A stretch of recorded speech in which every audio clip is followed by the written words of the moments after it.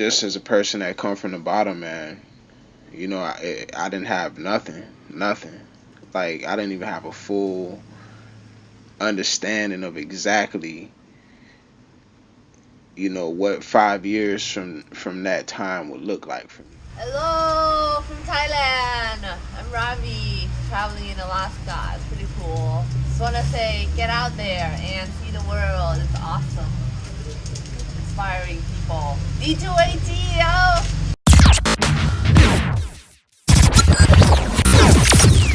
Yo, what's poppin'? It's your boy Sno0py Watts, and you tuned into the Malc Show. You are now tuned in to Sure-Handed TV. It's the Malc Show, baby. Oh, Lord. We got Sno0py Watts in the building. Yo. Donald Sno0py Watts. Should I just say Donald Sno0py Watts or Snoopy or Mr. Watts, Mr. Travel Around the World? What should I call you, man? I don't know what to call you no more. Sno0py Watts is cool. That's cool, man. That's cool. CEO of D2AG. What does D2AG stand for?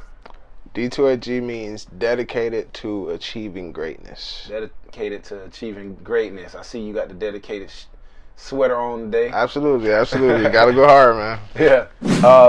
I definitely want to talk about the beginning of your career. I know you just got off tour. You just came from LA. You just came from Australia, or I know you're going to Australia in a few days. Well, I came straight back here from Australia. Yeah, straight back from Australia. But we'll be going soon to Amsterdam and Russia, so. Oh, wow. It's gonna be cool. That don't sound scary or nothing? Like, nah, man, I mean, I'm going to Russia. I'm not gonna lie to you, I did think about it. But at the same time, though, man, it's somewhere that I've never been, you know? Definitely. So it's kind of like a mind over matter type thing. Yeah. You know? Like, You've been to a lot of places: Australia, Honolulu, Hawaii, Fiji, Canada, Alaska, very cold, New Zealand, and I had trouble pronouncing this. Is it Papua? Papua New Guinea. Papua New Guinea. Wow, yeah, this is a beautiful place. Beautiful place. So how old are you?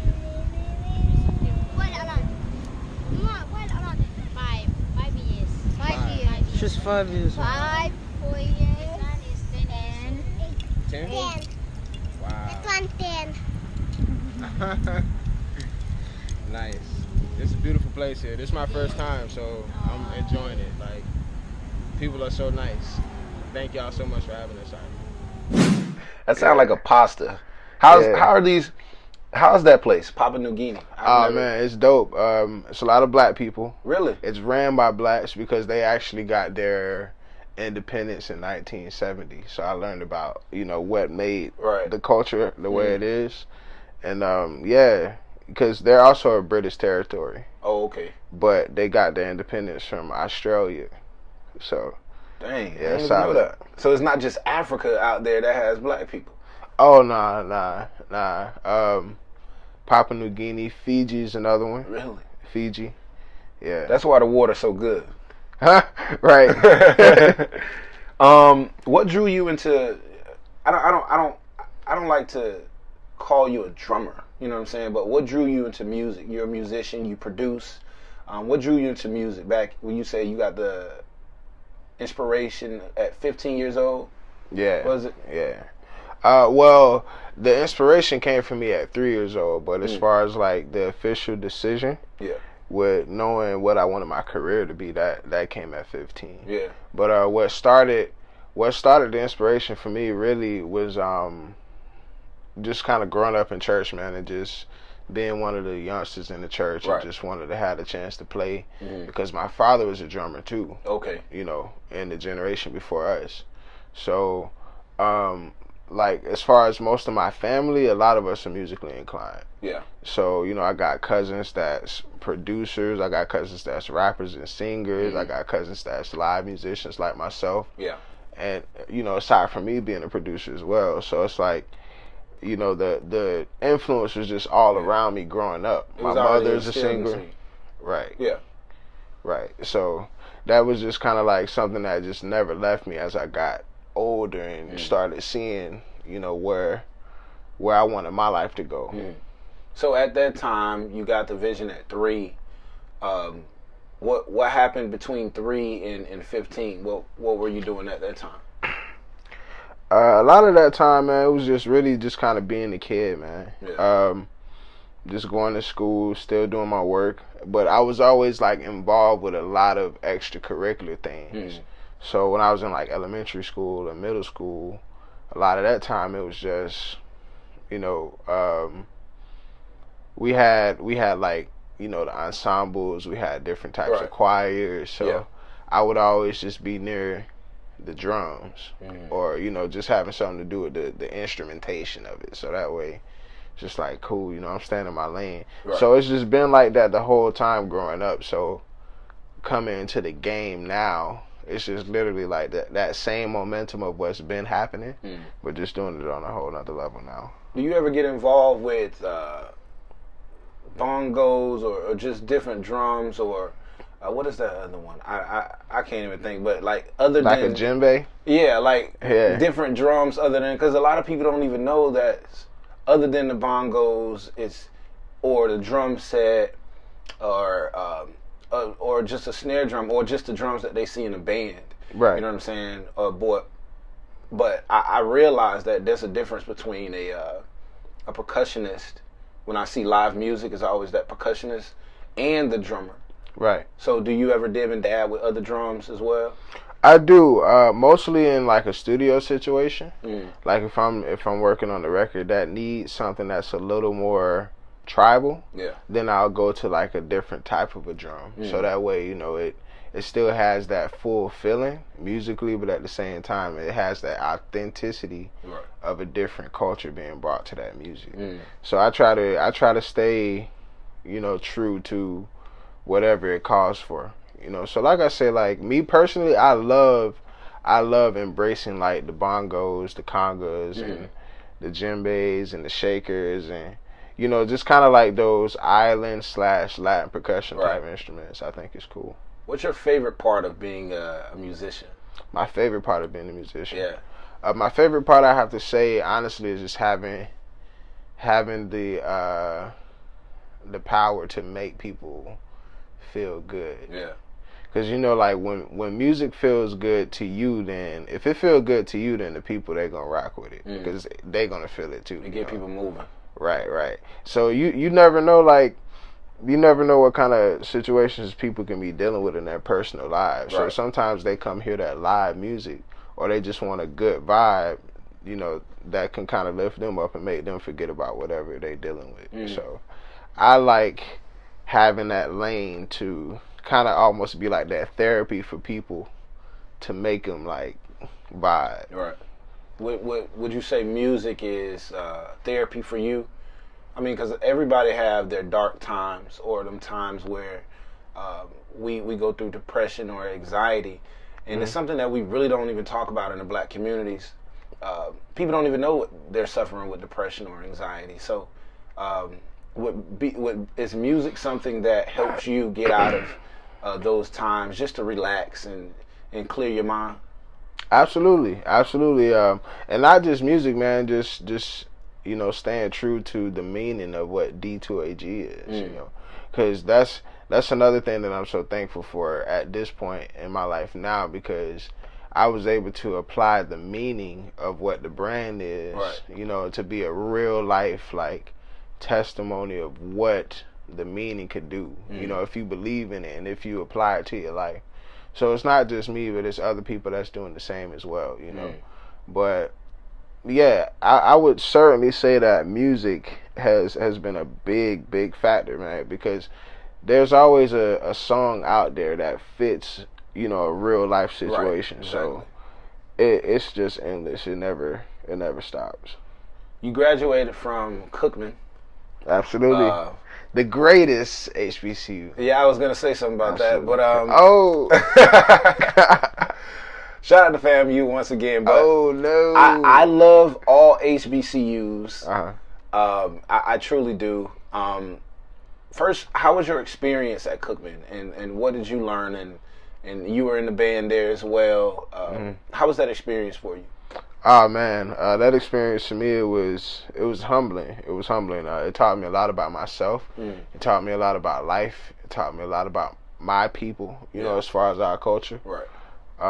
And really, man, it taught me a different mode of survival. You know, I feel like being at Cookman really gave me the tools, like those last minute tools that you need before something big that's coming. Right. So I feel like Cookman was perfect for that, man. And it's just no place like the HBCU. Yeah. You ain't gonna get that experience nowhere else. I don't care where you at.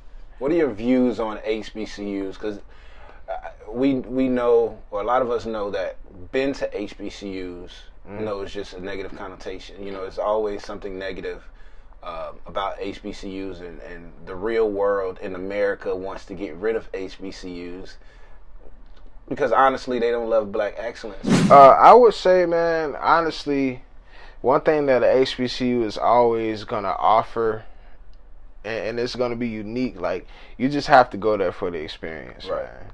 Like, the experience in itself is gonna offer you it's gonna give you a completely different perception.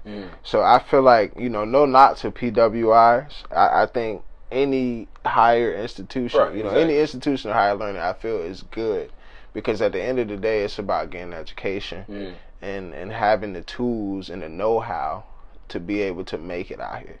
But at the same time, like, I feel like as far as with the HBCU, there are different principles that's a little more driven and instilled into the student. So by the time that student comes out of that institution, they're already equipped and ready. Because, I mean, not everything is taught in the books. You know, so that's one thing, me personally, I love about HBCUs, because they teach you books and then they give you real life scenarios. And then they immediately place you in those types of scenarios. So it's like, you know, all right, cool. Now it's time for us to see how you'll handle it. Versus it being, you know, you sitting in the classroom 4 years, you learning all of these things, but you don't have no hands-on experience. You don't have any type of formula, no type of blueprint. You don't know what's next. You know, so I feel, me personally, as a graduate of HBCU myself, I feel that, you know, I would recommend that kind of experience for anybody.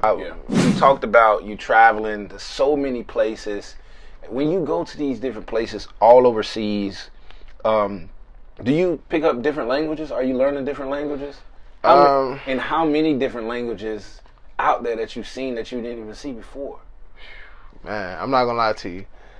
I'm working on 2 of them right now. Okay. I'm working on 2 languages. Which ones? But I'm working on my Spanish. And I'm working on German. Oh, really? The German language. Yeah. So I'm working on those 2. So hopefully by the end of the year, like, I'll be able to sit down and have a conversation with you in a different dialect or a dialogue, if that's the right terminology. Yeah. I mean, I need to learn German. Oh man, it's a whole other class, man. It's crazy, but man, so many languages out there, man. Way more than I ever thought. Because you know, in our school systems, the main focus is just French or Spanish. So, which I've also been to, you know, places where they speak French. Like New Caledonia, they spoke a lot of French. So I was able to talk some French with the locals and, you know, kind of ask them different questions of how to get around different places I was looking for. I was able to communicate with them in French. But thank God it was there that I can use what I was already working on in school, you know, because without that, it wouldn't have been good. BB King's World Tour. That's what you're on right now. BB King sent you on a world tour.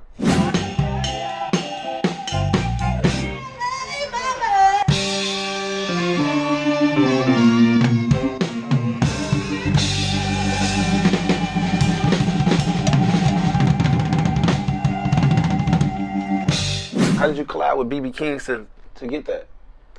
Man, well, that opportunity came in because I was already kind of out in the scene, and I was doing a lot of gigs, man. And I think on this particular gig, I was I came to Palm Beach from Tampa because I had a gig earlier that day, and then I had a show that night in Palm Beach. So I was in Palm Beach, and I was on the show, like I said, and I did the show, and the show went really well. Right. You know, the crowd had a great time, and the MD at that time, he was a bass player. I can't think of his name right here at the moment, but he was a bass player, and he was like, "Yo, man, so, you know, what do you want to do?" And I was just talking to him. And then from there, you know, I just kind of told him, and he's like, "Oh, man, you know, I think I've done something similar to that. You know, what do you think about doing something like this?" And I'm like, "Oh, yeah, that'd be cool." Yeah. You know, so it just kind of literally happened real fast. Like, it just took off from that conversation, and then, you know, it just became ongoing. Yeah. So how did you feel about once you got the opportunity to tour with BB Kings? I felt blessed, man. I felt blessed because that was something it was something I went through prior to that, you know. So it was like a real deal, like story that went up into that experience. So, I mean, just the way that it happened, it just taught me a lot all over again. You tour a lot. What is an average day in the life is like with Sno0py Watts? An average day. Waking up. You wake up in the morning, and what happens? Well, the first thing, you know, thank God for another day, of course. Right. Then, I mean, I get up, I play music, have some breakfast. I mean, I don't really do nothing too crazy, man. I'm pretty simple. Yeah. You know, like I said, I like listening, catching the vibe in the AM. Then get the day started, you know, morning shower or whatever. Then from there, you know, if I'm not producing tracks, then I'm either on the drum kit, sharing, working on some new ideas, learning music, you know, playing parts, or, you know, just working out in the gym. So I try to find different things. Sometimes I sit down and read books. So I just I try to keep the mind going. Pretty chill. Yeah, I try to keep it that way. Stay in my own lane. Now you also have your own drumsticks, Collision. Oh yeah, shout out to Collision.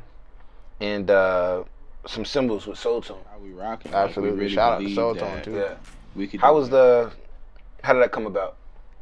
Well, those opportunities, and before I answer that question, I want to give a major shout out to not Collision, but In-Ears Audio. In-Ears Audio as well, yeah. In-Ears. Major shout out to In-Ears. They just love to you guys. Thank y'all so much for rocking on my journey.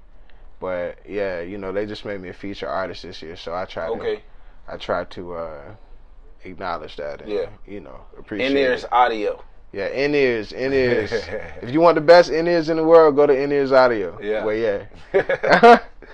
But yeah, man.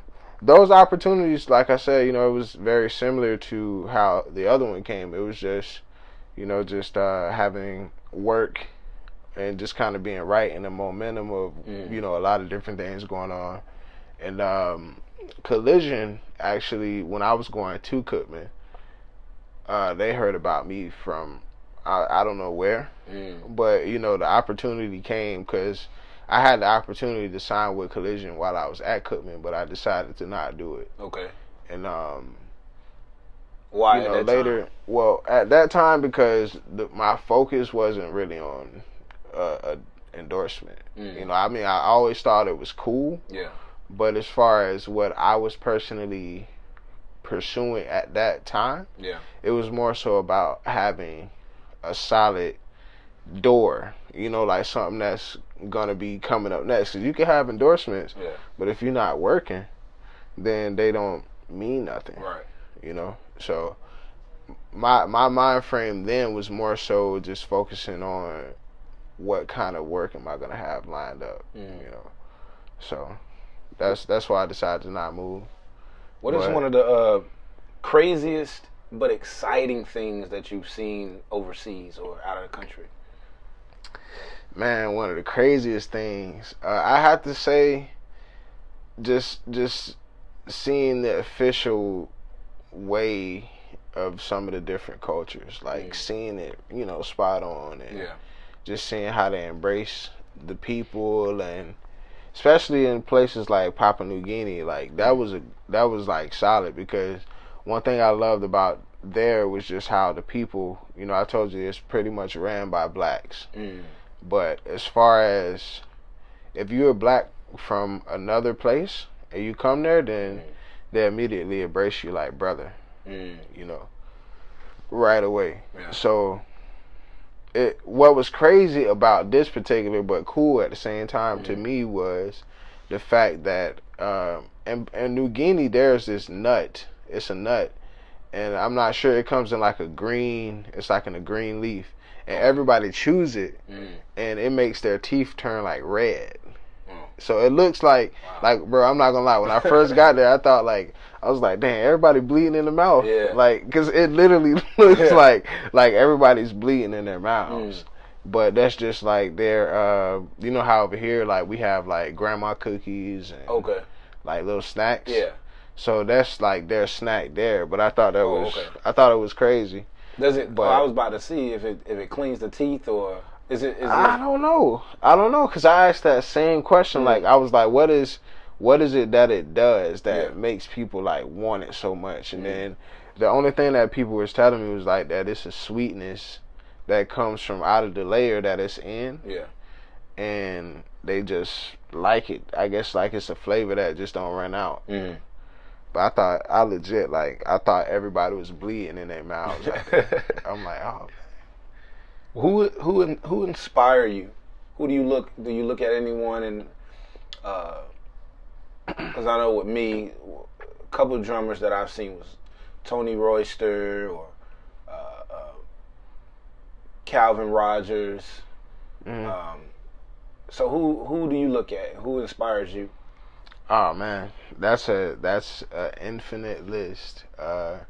Well, a lot of my inspiration now, man, is really like a lot of my friends. You know, a lot of people that's really out, you know, in the game now, and we all just kind of came up together and all shared what we wanted to do with each other. So I definitely have to say, man, one major inspiration is definitely my father. You know, like I said, because for him, you know, he was the drummer before I came along. So him, I have to say Spanky, George Spanky McCurdy, Ron Bruner Jr., Thomas Pridgeon, Ron Allen from Soul Toe Ensembles. He's dope. Also Jerron Garnett, he's solid too. And I have to say David Chiverton, he's from Miami. He's solid. Man, Omar Clark, also the homie. Man, Stanley Randolph, one of my all-time favorites. You know, the drummer for Stevie Wonder. Yeah, solid. Man, Lil John Roberts, Dennis Chambers, Peter Erskine. It's a long list, man. It's a long list. A lot of them. It's a long list. I can't tell you everybody. But you know, I definitely pay great respects and great homage to those guys that came before me. You know, for sure. Yeah, and I love that you know who exactly you're looking at. Oh yeah. And you got your inspiration. Definitely, you do your homework. For sure. But see, what's crazy about it though, I don't just get inspiration from drums. Because I have like favorite artists too, in like hip hop. It just depends on what elements I'm looking for, you know. Because for me as an artist, I like to look at other greats that's in the game that's like dominating in their own way. So that way I can kind of look at myself and, you know, develop myself. If you had anything to say to anyone out there, whether it's being a producer or just some motivation. Today is Monday. So if you had some Monday motivation to someone, what would you have to say to them? Motivation for Monday, I have to say, never give up, make your dreams a reality. Believe in your grind, believe in your vision, and trust the process. And go to D2AGglobal.com. Go there. Yes. D2AGglobal.com. Get your merch. Yes. Make sure. Stay motivated. Wear your mindset. Dedicated. To achieve greatness. Absolutely. Well, we definitely appreciate you. Snoop. Can I call you Snoop? Nah, absolutely, there's already a Snoop out there, man. Sno0py Watts, appreciate you for coming through. Dropping in on the Malc Show, man. Yeah, appreciate you for having me, man. Appreciate it.